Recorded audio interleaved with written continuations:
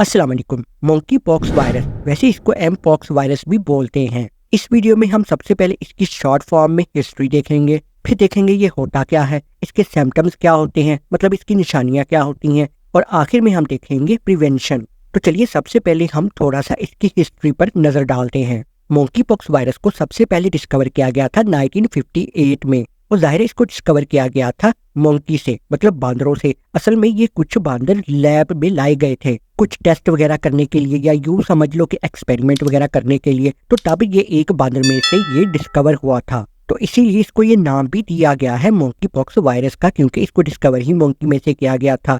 अब जैसे कि ये मंकीज लैब में लाए गए थे तो वहीं पर इसको डिस्कवर किया गया था, लेकिन ये उस मंकी में कहाँ से आया तो ये सोर्स अभी तक अननोन है। और इसको डिस्कवर किया था प्रेबन वॉन ने, और ये लैब थी डेनमार्क में। तो इसके बाद कुछ और भी जानवरों में इसको रिपोर्ट किया गया, जैसा कि रैट्स हो गए या फिर गुलहरिया वगैरह हो गई, तो ये इनमें भी रिपोर्ट हुआ था। लेकिन जो फर्स्ट ह्यूमन केस रिपोर्ट हुआ है वो हुआ था 1970 में, और ये रिपोर्ट हुआ था डेमोक्रेटिक रिपब्लिक ऑफ कॉन्गो में। मतलब पहला इंसान यहीं से ही रिपोर्ट हुआ था जिसको ये मंकी पॉक्स वायरस था। अब जाहिर है ये वायरस आहिस्ता आहिस्ता अफ्रीका के इलाकों में फैला, लेकिन उसके बाद इसका ब्रेकआउट भी हुआ। मतलब अफ्रीका से निकलकर 2003 में इसके कुछ केसेस यूएसए में भी रिपोर्ट किए गए, और इसी तरीके से फिर यूके में और यूरोप में भी रिपोर्ट हुए। और इस वक्त जब मैं ये वीडियो रिकॉर्ड कर रहा हूँ 5 सितंबर 2024 में, तो इस वायरस के कुछ केसेस पाकिस्तान में भी रिपोर्ट हुए हैं। तो इस तरीके से ये आहिस्ता आहिस्ता ये मंकी पॉक्स वायरस फैल रहा है।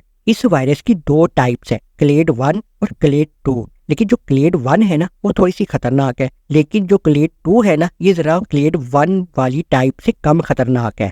तो अब एम पॉक्स वायरस है क्या? तो भाई असल में ये एक वायरल इन्फेक्शन है। जिस तरह एक बैक्टीरियल इन्फेक्शन होता है ना, इसी तरीके से ये एक वायरल इन्फेक्शन है। मतलब ये एक किस्म की बीमारी होती है। लेकिन मंकी पॉक्स वायरस ये मिलता जुलता है स्मॉल पॉक्स वायरस से। अब स्मॉल पॉक्स का नाम तो आपने सुना होगा, तो ये असल में उसी के साथ मिलता जुलता वायरस है। जैसा कि अगर आप इस वक्त अपनी स्क्रीन पर देखो तो आपके लेफ्ट साइड में स्मॉल पॉक्स वायरस वाला पेशेंट है और राइट साइड पर मंकी पॉक्स वायरस वाला पेशेंट है। अब अगर हम इन दोनों को देखेंगे ना तो हमें देखने में ये फर्क ही नहीं लगता कि कौन सा वाला कौन सा है। ये सिर्फ एक डॉक्टर ही बता सकता है इन दोनों के बीच फर्क। असल में इस वायरस में ऐसा ही होता है कि स्किन के ऊपर हम अगर आसान तरीके से बात करें कि फीसियां निकल आती है, फोड़े निकल आते हैं, इस तरह के मसले शुरू हो जाते हैं, तो इसी को हम ये वायरल इन्फेक्शन बोलते हैं। और ये फैलता भी ऐसे ही है कि हम किसी के बहुत नज़दीक कांटेक्ट में जाते हैं, मतलब ये एक दूसरे को हाथ लगाने से फैलता है। जैसा कि अगर हम देखें animal to animal, animal to human, human to animal, और इसी तरीके से ह्यूमन टू ह्यूमन। मतलब अगर देखा जाए तो ये जानवरों से जानवरों में भी फैलता है, जानवरों से इंसानों में, इंसानों से जानवरों में, और इंसानों के दरमियान भी फैलता है ये। तो मतलब कुल मिला के अगर किसी को भी इस तरह का मसला हो, किसी जानवर को मसला हो या किसी इंसान को मसला हो, तो हम उसके नज़दीक जाएंगे या उसको हम हाथ लगाएंगे तो ये वायरस से ट्रांसमिट हो जाएगा हमारे अंदर। मतलब ये हमारे अंदर भी आ जाएगा ये वायरस, तो मतलब बड़े आराम से ये फैल जाता है। सिम्टम्स, मतलब अगर ये किसी को हो तो उसमें क्या क्या निशानियां हो सकती हैं। और अगर अब ये वायरस अगर किसी में है तो उसमें बुखार हो सकता है, सर में बहुत ज्यादा दर्द होना, पट्ठों में खिंचाव होना, या फिर बैक बोन में पेन होना, और जिस्म में सूजन हो जाना। और इसके अलावा ये भी होता है कि हमारी स्किन के ऊपर, जैसा कि हाथों पे, पैरों पे या जेनिटल एरियाज में रैशेज हो जाना। तो भाई देखो अब रैशेज जो है ना वो नॉर्मल भी हो सकते हैं और इस वायरस की वजह से भी हो सकते हैं। अगर ये किसी को ऐसी निशानियां हो तो उसका पता लगाने का तरीका सिर्फ एक ही होता है कि इसको वायरस है या नहीं, कि वो अपने किसी नजदीकी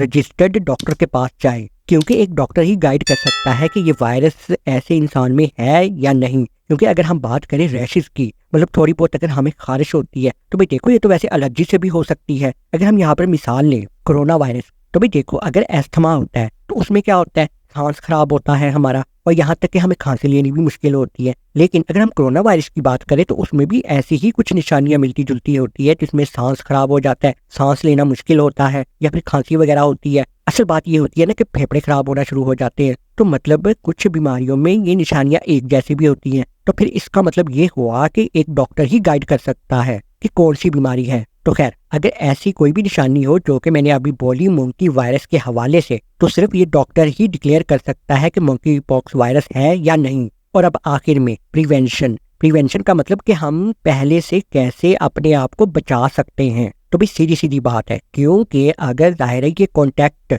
में आने की वजह से ये वायरस फैलता है, तो इसका मतलब ये हुआ कि अगर कहीं हम जानवरों के पास जा रहे हैं तो हो सकता है कि वहां पर किसी न किसी जानवर को ये वायरस हो, तो हमें चाहिए कि हम अपना मास्क पहने या ग्लव्स वगैरह पहने या अच्छा सूट पहने, ताकि जब हम उसके पास जाए तो हम को हाथ भी लगाए ना, ग्लव्स पहने हो तो हमें खतरा ना हो। इसी तरीके से अगर किसी इंसान को हो तो उसके करीब जाने से पहले भी हम ऐसे ही ग्लव्स और मास्क वगैरह का इस्तेमाल करें। तो मतलब ये है कहने का कि अगर आपको कहीं ऐसा लगे कि इस जगह पर ये वायरस हो सकता है या खतरा हो सकता है तो उस जगह पर जाने से अवॉइड ही किया जा सके। अब ये कोई कंट्री भी हो सकता है या कोई और लोकेशन भी हो सकती है, तो इस तरीके से अपने आप को बचाया जा सके। और जाहिर है फिर सैनिटाइजर का भी इस्तेमाल किया जाए। और अब बिल्कुल आखिर में, और अगर फिर भी लगे कि कोई गड़बड़ हो गई है या कोई मसला हो गया या रैशेज हो रहे हैं तो किसी डॉक्टर से ही मशवरा लिया जा सकता है। लिंक्स मैं डिस्क्रिप्शन में दे दूंगा, आप जाकर खुद भी रीड आउट कर सकते हो। तो चलिए इस वीडियो में सिर्फ इतना ही। अगर अच्छी लगी है तो उसको लाइक कर सकते हो, चैनल को सब्सक्राइब भी कर सकते हो। अल्लाह हाफिज।